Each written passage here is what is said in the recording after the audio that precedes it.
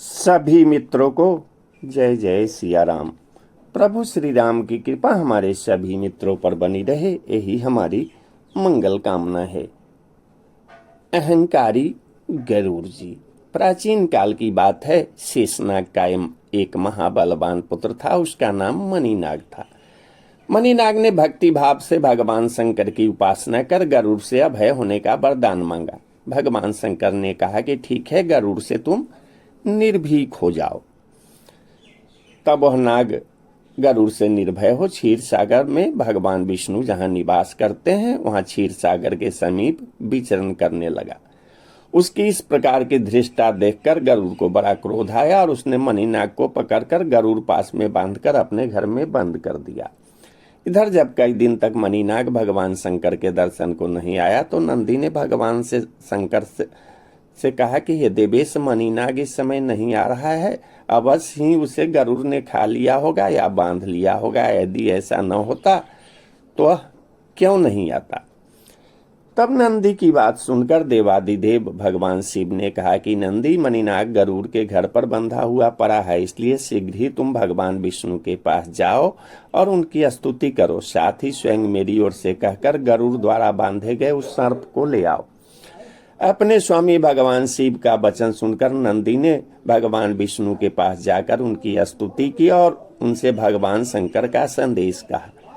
भगवान शंकर का संदेश और नंदी की स्तुति सुनकर नारायण विष्णु बड़े प्रसन्न हुए। उन्होंने गरुड़ से कहा कि हे बनते, तुम मेरे कहने से मणिनाग के बंधन को मुक्त कर नंदी को सौंप दो।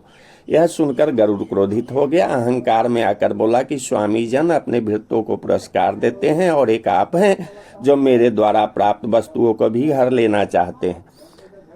हे नारायण, मेरे बल से ही आप दैत्यों पर विजय प्राप्त करते हैं और स्वयं मैं महाबलवान हूँ, ऐसी डिंग हाँकते हैं। गरुड़ की अहंकार पूर्ण बातें सुनकर भगवान विष्णु ने हंसते हुए कहा, पक्षीराज, तुम सचमुच मुझे पीठ पर ढोते धोते दुर्बल हो गए हो।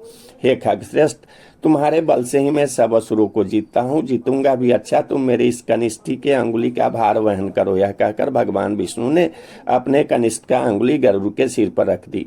अंगुली के रखते ही गरुड़ का सिर दबकर कोख में घुस गया और कोख भी दोनों पैर के बीच घुस गई। उसके समस्त अंग चूर चूर हो गए।